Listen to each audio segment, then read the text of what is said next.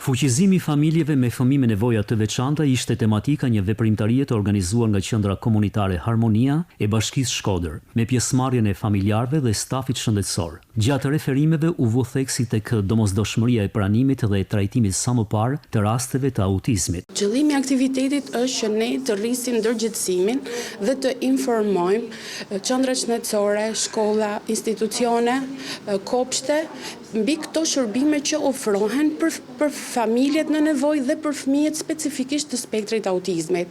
Pasi vërehet që ka shumë kërkesa në këtë raste dhe Bashkia e Shkodër operon mbi 3 vite me këtë qendër. Nga familjarët vlerësohet si shumë e dobishme mundësia e ofrimit të shërbimeve falas për fëmijët me aftësi ndryshe pranë qendrave komunitare. Një mbështetje kjo që lehtëson ndjeshëm barrën e tyre emocionale dhe ekonomike. Ne nga kërkojmë sa më shumë qendra të tilla që të jenë në dobi të familjeve sepse rastet po rriten dita ditës dhe duke i ndihmuar me terapi në mënyrë të vazhdueshme pa kosto, i ndihmon familjet që të arrijnë edhe më mirë pranimin dhe dërgimin e tyre në këtë terapi dhe duke ndihmuar kështu në krijimin një pavarësie edhe të fëmijës. Sipas të dhënave zyrtare, vërehet një rritje në numrit të fëmijëve me aftësi ndryshe, veçanërisht atyre me spektrin e autizmit. Po sipas specialistëve, kjo lidhet edhe me rritjen e ndërgjegjësimit të familjeve për pranimin dhe trajtimin në kohën e duhur të rasteve të evidentuara.